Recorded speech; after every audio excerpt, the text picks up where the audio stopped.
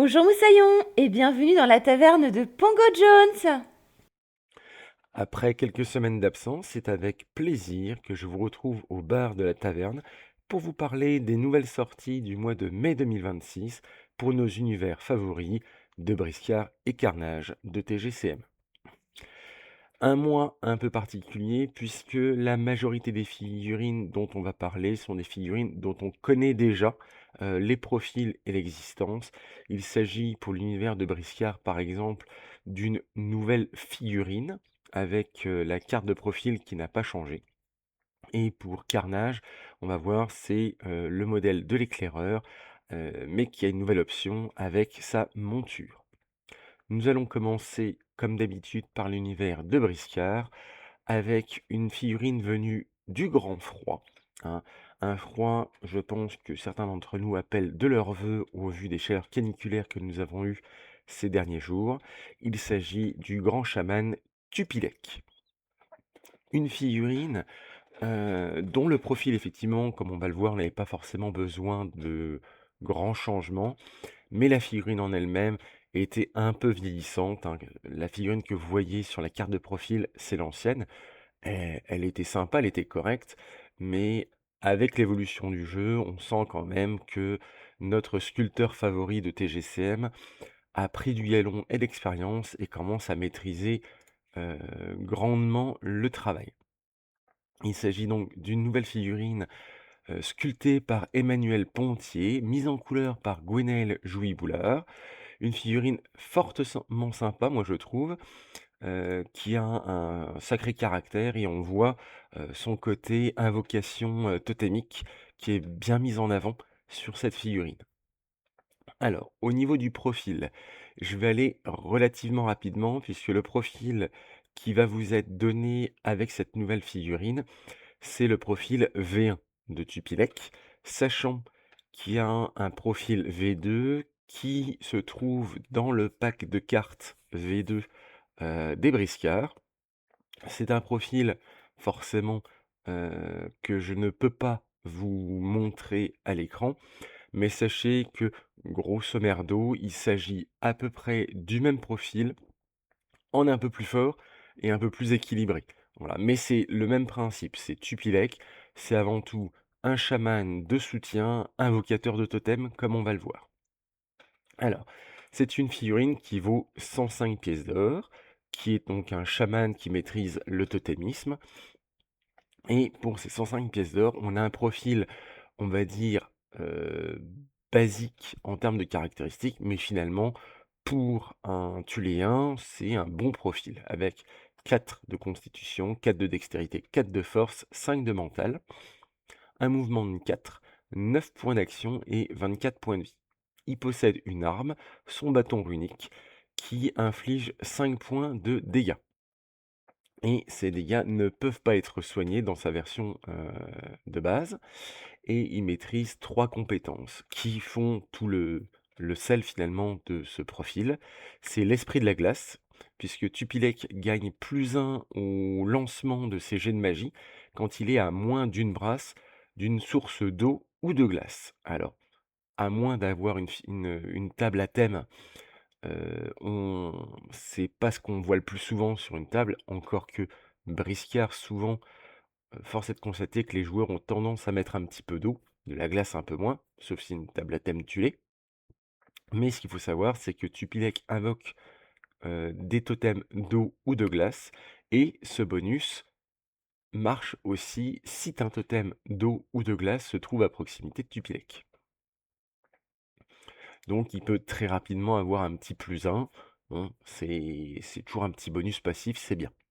À côté de ça, il a l'aura des anciens, pardon, qui fait que Tupilek renvoie le premier dommage de chaque attaque, tir ou botte qu'il subit, sauf tir d'artillerie, et ce dégât ne peut pas être défendu ou protégé même par une armure. Donc renvoie le dégât, c'est-à-dire qu'il y a -1 dégât pour lui, et ce dégât est infligé finalement automatiquement à l'adversaire. Donc c'est toujours un petit bonus qui le rend un peu plus résistant, parce que finalement, c'est l'équivalent d'une armure automatique, d'une réduction de dégâts, un peu comme Manteloff, hein, qui a -2 aux dégâts. Bon, là, c'est que -1, mais en plus, on le renvoie à l'adversaire, ce qui fait que, si on a un adversaire qui a tendance à avoir de très nombreuses attaques, je pense par exemple à une Mahé ou un Coupe-Jarret qui ont des sortes de coups de canif, pour un point d'action, qui font peu de dégâts, mais qui peuvent faire, très souvent. Il y a une Shimae, je crois aussi, qui peut faire ça. Les Shimae aussi ont une attaque à 1 PA.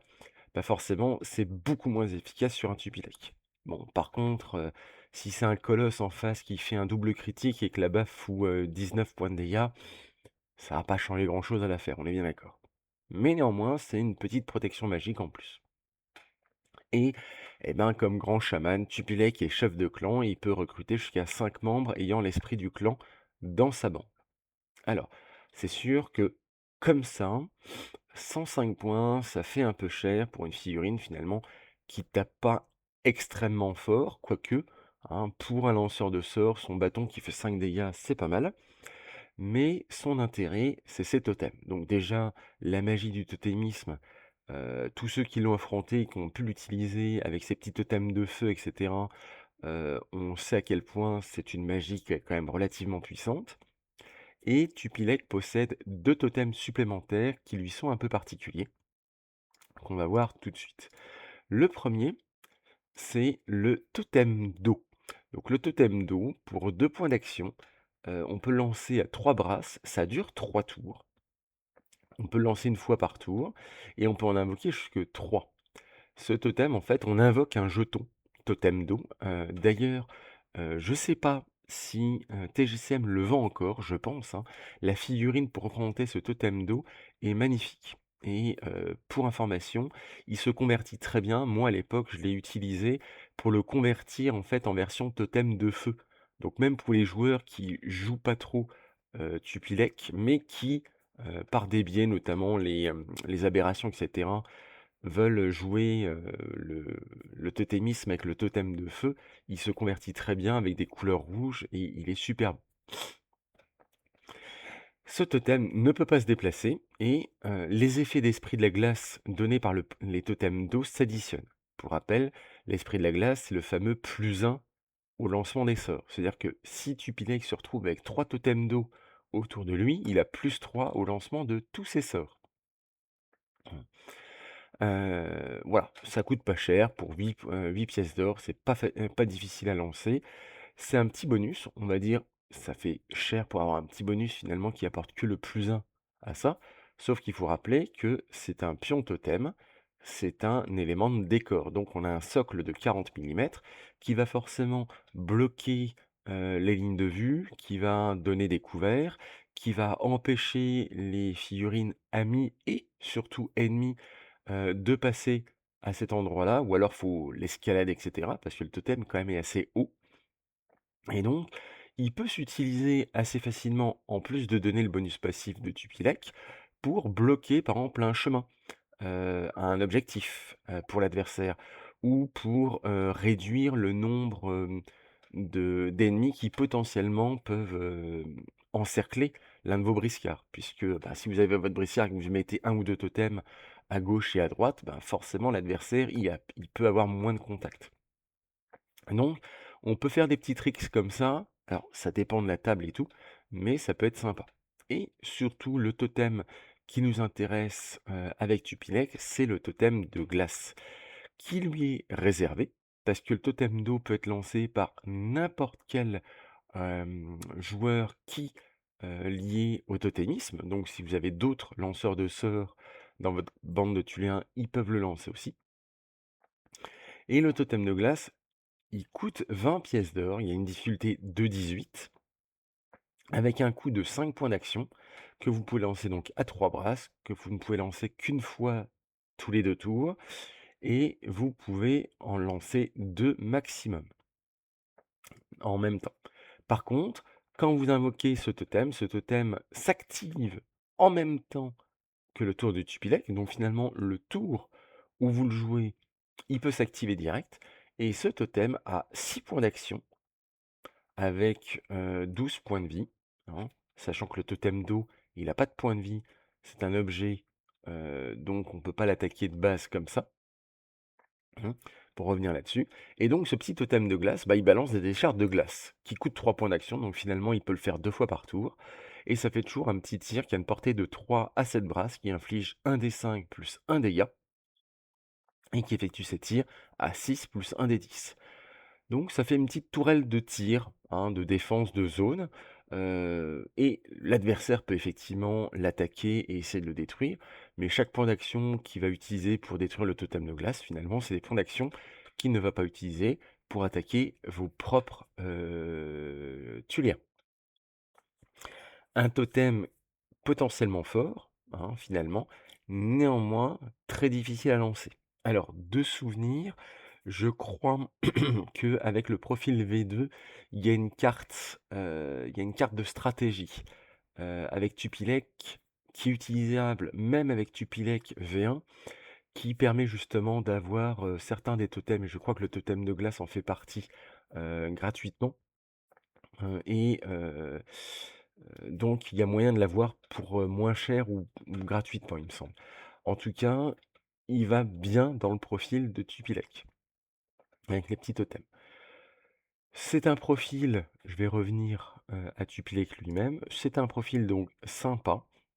Je vous cache pas qu'en V2, il reste un peu plus intéressant parce que le coût en pièces d'or est à peu près le même et c'est à peu près le même profil avec des petits ajouts en plus. D'autant plus que, je rappelle, comme c'est un lanceur de sorts du totémisme, il a le droit d'avoir la carte d'invocation d'anomalies totémiques, qui sont plutôt sympas, hein, puisque pareil, c'est des trucs qu'on n'a pas envie de taper, qui sont assez résistantes, et que quand on les détruit, ça explose en zone. Pour les avoir affrontés, je sais que c'est enquiquinant. Et en plus de ça, en tant qu'invocateur du totémisme, il peut donc invoquer et recruter dans sa bande l'un des 4 fameux grands totems, liés à l'aberration totémique, hein, le totem de pierre, le totem d'eau, le totem de feu ou le totem des vents. Et c'est un ajout quand même non négligeable dans une bande de totémique, et notamment chez les Thuléens. J'ai l'impression que la plupart des joueurs thuléens aiment bien en avoir un, voire 2 dans leur bande. On a fait un peu le tour, c'est un peu rapide pour Tupilek, mais c'est un profil qu'on connaît déjà bien. C'est surtout la nouvelle figurine qui, permet de lui rajouter un petit coup de jeune, même si il a l'air, vu sa petite barbe blanche et ses épais sourcils, assez vieux. La figurine quand même en avait besoin, je pense, et elle est super belle. On va passer donc maintenant à l'univers de Carnage.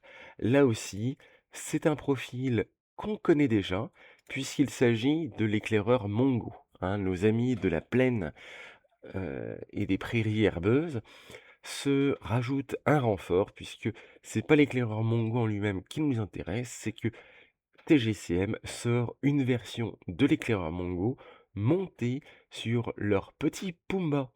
Mm. Et avec une petite nouveauté. Donc avant de voir ceci, on va faire un petit rappel de ce qu'est l'éclaireur Mongo. Donc il y a 3 niveaux, 1, 2 et niveau 3, hein, ça permet d'avoir le choix. C'est un Mongo et au niveau 1, l'éclaireur Mongo coûte 45 couronnes avec une limitation de 3. Ça reste un goon, donc 6 points d'action, 20 points de vie, 4 de vitesse, 2 de puissance, 4 d'agilité, 2 de constitution, une intelligence de 2 et une témérité un peu particulière, puisque avec leur règle instinct grégaire, la témérité des éclaireurs Mongo est égale au nombre de Mongo en jeu. Donc forcément, si vous en avez au moins un, il y a au moins une témérité de 1, ce qui reste quand même très faible. Mais avec 45 couronnes, l'éclaireur Mongo, plus les éventuels autres Mongo que vous pouvez avoir dans votre bande, la témérité peut monter assez haut. C'est un profil qui est orienté tir, avec une vitesse et une agilité importante, et surtout la règle maître papagaï, qui lui permet d'ignorer, si je me souviens bien, les malus liés à une cible qui se trouverait en position surélevée par rapport à lui. Il a la règle éclaireur 2, Ça veut dire qu'il peut se déployer à 2 brasses plus loin en avant, que son bord de table normalement autorisé et il est équipé de base d'un petit arc court. Voilà. Au niveau de ses dés de maîtrise, c'est un seul, mais relativement complet puisqu'il y a que la magie, qui, ne lui permet pas de faire de relance. L'éclaireur Mongo au niveau 2, c'est grosso merdo le même, qui passe de 45 à 75 couronnes, avec forcément un deuxième dé de maîtrise, mais qui perd sa maîtrise d'attaque. Il a un peu plus de points d'action. Ses caractéristiques, il gagne juste 1 en constitution et sa témérité, elle, c'est toujours le même principe, sauf elle est au minimum de 3. C'est-à-dire que même si c'est le seul éclaireur Mongo, enfin le seul Mongo que vous avez dans votre liste, il a au moins une témérité de 3, mais ça peut augmenter, si vous avez, 4 ou 5 Mongo, par exemple, sur la table. En dehors de ça, lui, il a un arc un petit peu plus, développé puisque c'est un arc, qui a une portée de 3 à 6 avec 4 dégâts. Donc toujours orienté tir. Et enfin, l'éclaireur Mongo au niveau 3, c'est encore la version améliorée, puisque celui-ci, bon, il coûte 95 couronnes, il est limité en unique. Par contre, sa puissance et sa constitution passent à 3, et surtout son agilité passe à 5. Une témérité minimum de 4, 3 dés de maîtrise forcément, qui se ressemblent un peu puisque on oublie la magie pour eux et on a quand même 2 dés sinon qui sont complets et un qui perd son dé d'attaque. Sa stature passe à 4, il monte à 8 points d'action et 24 points de vie. Et surtout, en plus du maître Papayaï, il a maître archer, qui est quand même, qui lui permet d'avoir +1 aux dégâts, quand il tire avec son arc. D'ailleurs, je crois que l'éclaireur 2 l'a aussi. Oui, pardon. Il avait aussi embuscade d'ailleurs. Donc l'éclaireur Mongo 3 gagne, en plus de l'instinct grégaire et que l'embuscade passe un éclaireur 3 et un arc composite. Alors bien sûr, les arcs, on peut les remplacer. On a tendance souvent à les remplacer par un arc qui nous intéresse un peu plus. Mais bref, on voit clairement que ça soit le profil de niveau 1, 2 ou 3, c'est un profil qui s'oriente sur une orientation donc de tireur, d'archer et d'harceleur, avec une capacité quand même à faire les objectifs et à se positionner au bon endroit sur la table grâce à l'éclaireur ou à l'embuscade. Donc, un profil qui était déjà très apprécié des joueurs des plaines d'Ogon. Mais en plus de ça, là, il va avoir son option de petit cochon.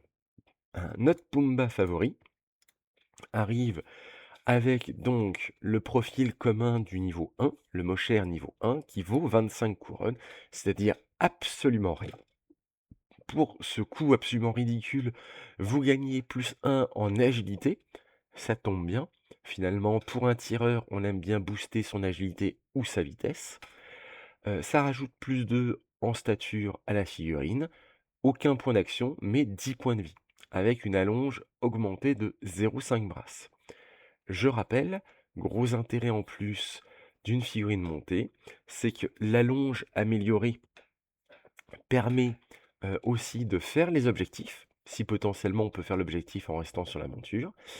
Et un autre point important, c'est qu'un archer, un tireur sur une monture, même engagé au corps à corps, peut tout encore tirer et effectuer des actions de tir, même s'il est engagé au corps à corps. Donc ça nous permet d'avoir un tireur, un éclaireur Mongo, sur son cochon et l'adversaire, il va avoir tendance à vouloir le charger pour empêcher les tirs. Bah, sur votre cochon, même engagé, finalement, vous pouvez tirer.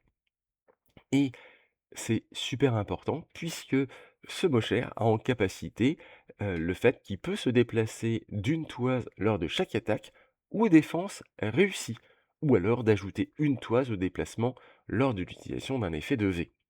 Ce qui fait que votre petit éclaireur se fait charger, vous réussissez une attaque, enfin une défense ou une attaque, ça vous permet de vous désengager. Donc assez facilement, vous n'êtes pas obligé de changer d'arme pour taper au corps à corps et cetera. Vous faites un tir, sur la figurine sur laquelle avec qui vous êtes engagé ou pas, finalement. Et en ayant réussi ce tir, et ben, le Mosher, même sans avoir utilisé l'effet de V, vous permet de vous désengager. Et ça marche aussi en défense.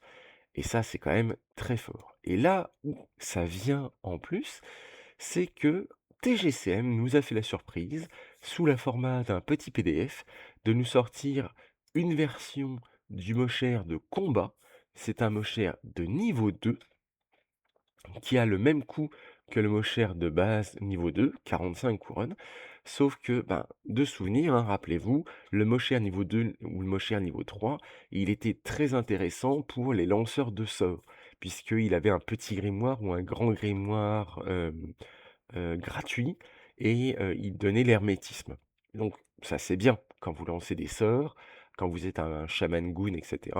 Mais quand vous êtes un éclaireur goon ou n'importe quelle autre figurine goon qui n'est pas un lanceur de sorts, ben, c'est un surcoût que vous n'avez pas envie de payer. Et donc c'était assez peu intéressant les montures niveau 2 ou 3 pour les autres figurines des plaines de Gon. C'était pas un problème pour les figurines de niveau 1 ou 2, puisqu'ils pouvaient prendre un Mosher niveau 1, qui reste très intéressant, mais les figurines notamment niveau 3, ou quelqu'un qui voulait un Mosher un petit peu plus boosté, j'allais dire aux hormones, mais non, parce que tout est naturel dans les plaines de Gon, c'était un peu embêtant. Et donc là, ils ont sorti ce Mosher de combat, qui est orienté pour les figurines un peu moins lanceuses de sorts et un peu plus combattantes au corps à corps ou au tir. Et donc, ce Mosher niveau 2, nous avons donc pour 45 couronnes, toujours le plus 1 en agilité, toujours le plus 2 de stature. Par contre, on gagne 12 points de vie au lieu de 10 et plus 1 point d'action. Et les points d'action, c'est quand même le nerf de la guerre dans les jeux TGCM. Hein. Donc on va pas cracher dessus. Il permet toujours de se déplacer d'une toise lors de chaque attaque ou défense réussie, ou d'ajouter une toise au déplacement lors de l'utilisation d'un effet de V. Par contre, on a l'autre bonus qui existait déjà pour le Mosher niveau 2 de base. La témérité des goons dans le rat du cavalier augmente de 2. Donc on peut avoir bénéficié de ce bonus intéressant sans avoir forcément un chaman. Mais surtout, et avant tout, ce Mosher de combat permet de relancer tout parti des dés d'une attaque de tir ou de corps à corps, ou d'ajouter un effet de A sans limite, une fois par tour. L'effet doit bien sûr être annoncé avant le jet. Hein. Ça, c'est fort. Alors, c'est fort, il y a quand même une limite, c'est le fait qu'on doit annoncer cet effet avant le jet. Mmh. Autant le dire, bah, tiens, je vais, rajouter un effet de A, sans limite, bon, j'ai envie de le lancer, il y a pas de souci. Par contre, l'effet de relance, ben, si vous lancez votre attaque avec, votre, éclaireur goon niveau 2 ou 3, que vous lancez 2 ou 3 dés et que les 2 ou 3 dés, il y a un 10 ou autre, bah, en fait, relancer, vos dés, vous n'allez pas avoir envie parce que vous avez déjà le très bon résultat. Enfin, donc c'est dommage qu'on doit annoncer cette relance avant, hein. Néanmoins, si c'est une attaque ou une défense qu'on veut absolument assurer parce que sinon notre goon, bah, en fait, il va mourir ou il va prendre tellement cher que celle-là, il faut absolument défendre parce que vous claquez tous vos derniers points d'action dedans pour essayer de vous en sortir. Bon, ben, vous pouvez assurer le truc avec cette relance qui permet d'éviter d'utiliser un dé de maîtrise. Ça, c'est toujours sympa. Donc un Mosher intéressant, très intéressant même, pour l'éclaireur Goon, mais aussi à venir pour n'importe quelle autre figurine Goon combattante.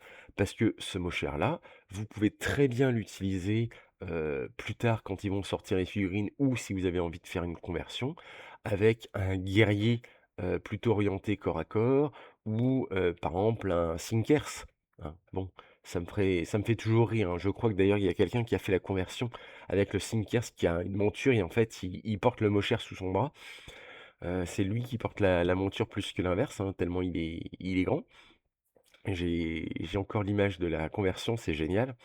Mais voilà, là, typiquement votre Sinkers avec un Mosher de combat niveau 2, c'est sympa quoi. Ça vous permet de fiabiliser vos attaques et de vous rajouter un point d'action et de vous rajouter un en agilité et surtout d'augmenter la survivabilité de votre figurine, puisque pour rappel, quand on va vous attaquer et que l'attaque elle passe, c'est vous qui allez choisir si l'attaque va finir être défendue par votre goon et que c'est votre goon qui va prendre la baffe, ou si c'est le mochère de combat qui va défendre et qui va prendre la baffe. Hein. Heu, voilà et donc vous allez prendre si l'adversaire fait, je sais pas moi, une méga baffe avec, moult critiques et qui va vous faire, 28 points de dégâts et que votre mochère il a déjà plus que 3 points de vie, restants, bah, vous pouvez décider que tous les dégâts vont sur votre mochère et finalement sa grosse attaque, bah, elle va tuer votre mochère, paix à son âme, mais votre éclaireur qui aurait dû être tué 3 fois, il sera encore en vie. Et donc là, on va se retrouver avec un vrai choix. C'est, est-ce que par exemple, je prends un goon niveau 3, hein, qui, pour rappel, vaut 95 couronnes, ou pour finalement à peu près le même coût, est-ce que je prendrais pas un éclaireur Mongo sur un petit mochère, niveau 1, par exemple? Hein, puisque là, 7, 8, 9, on se retrouve à peu près avec le même coût. Alors certes, on n'a pas un niveau 3, on n'a qu'un niveau 2, mais il est sur sa monture. La monture va lui rapporter un petit peu, de mouvement, va lui rapporter plus de points de vie, finalement plus de survie et +1 en agilité finalement, ce qui va compenser un peu le bonus de l'éclair niveau 3 qui rajoute justement, 1 en agilité. Bon, entre autres, hein, on est bien d'accord. Mais ça va être des combos où de la même manière, est-ce que je prends un éclair Mongo niveau 2 et ou à la place, je prends un éclair Mongo niveau 1 sur un Moshert niveau 1?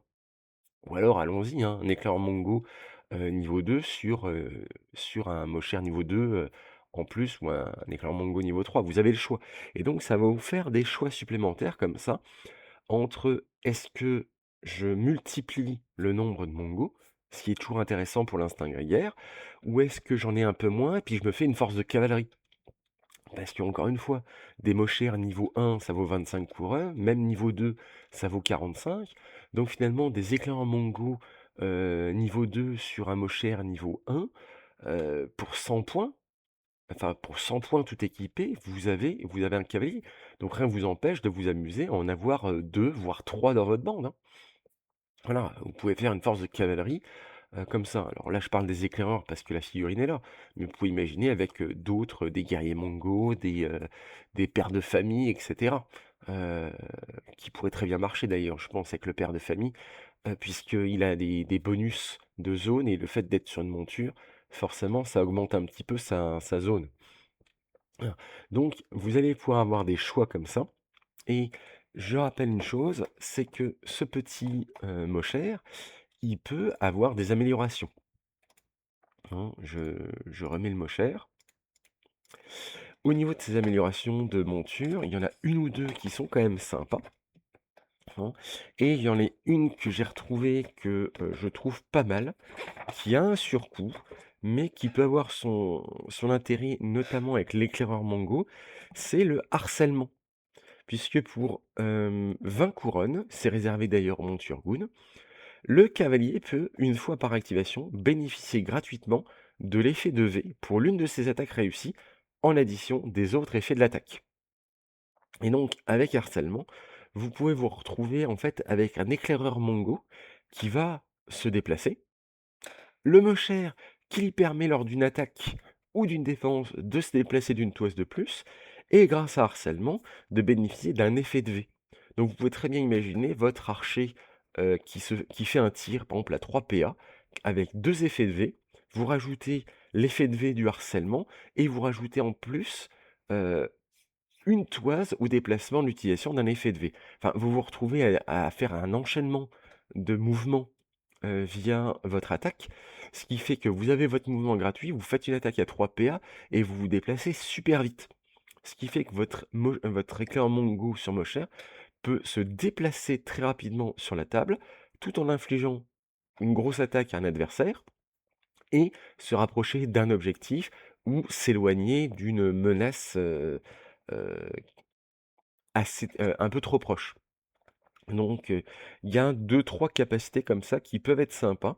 Alors certes, hein, vous allez dire, 20 couronnes, c'est presque le coût d'un autre Mocher, mais c'est un choix, hein. Si vous avez un éclair Mango niveau 2 ou 3 sur un Mocher de combat, donc niveau 2, un petit harcèlement, ça peut être une option aussi. Bref, beaucoup de choix. J'ai hâte de voir sur la table ce que nos amis les goons vont faire de ces nouveaux choix. J'ai hâte de voir d'ailleurs aussi les éventuelles conversions pour quelqu'un qui voudrait mettre, plutôt un guerrier combattant. Parce que là, je parle du harcèlement, mais on pourrait très bien imaginer, par exemple, un Sinkers sur son Mocher de combat, ou un, mince, je les ai oubliés là, les gros combattants, un peu moins forts que le Sinkers, pour les goons, qui sont sortis quasiment depuis le début. Je vais les retrouver, je suis désolé, voilà, les champions tribaux. Sur un Mocher de combat et en version vraiment harcèlement, c'est j'attaque, je tape et cetera. Un point en plus important par rapport aux éclaireurs Mongo, c'est qu'un éclaireur monté ne peut pas utiliser embuscade, hein, parce que c'est difficile de rester caché dans les broussailles ou dans un arbre, monté sur un Pumba, géant. Par contre, les éclaireurs Mongo peuvent tout de même utiliser leurs règles éclaireurs, même montés sur un Mocher. Donc certes, l'éclaireur Mongo niveau 2 ou niveau 3, il peut pas utiliser son embuscade une fois monté. Par contre, il a toujours son, éclaireur 2, voire son éclaireur 3 pour se positionner encore plus proche. Ce qui rend la figurine, sur la monture, encore plus intéressante en termes de mobilité pour aller chercher les objectifs. Donc, je sais pas ce que vous pensez de tout ça. Moi, ça me plaît beaucoup. Il y a eu pas mal de choses à dire parce que finalement, la figurine, on la connaissait, mais ça offre de nouvelles opportunités, de nouvelles stratégies et de nouvelles possibilités avec ces éclaireurs et notamment ou avec d'autres figurines. Parce que finalement, votre éclaireur Mongo, si vous lui enlevez son arc et que vous lui mettez une petite arme à côté, vous pouvez dire que c'est un guerrier Mongo. Ou un guerrier tribal si vous lui mettez le fameux bouclier, etc. Enfin, il y a des milliers de conversions à faire. Vous avez sûrement remarqué que j'ai mis aussi en fond les deux jumeaux de la Guilde Noire, Suk et Kaito. C'est parce que ce mois-ci, TGCM a ressorti, j'allais dire plutôt, les jumeaux Suk et Kaito pour la version et la gamme de Carnage Tactique. La gamme de Carnage Tactique, c'est une gamme que j'ai assez peu parlé, puisque finalement en termes de stratégie, ça change pas grand-chose. Il s'agit d'une gamme Carnage en 40 millimètres, hein, les figurines, au lieu de faire 54-70 millimètres, sont plutôt aux alentours de 35-40.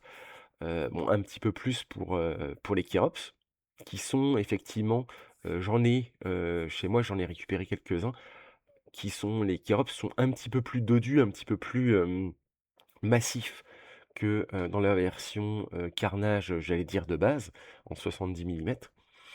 C'est une gamme qui, je pense, mérite à être connue pour 2 raisons.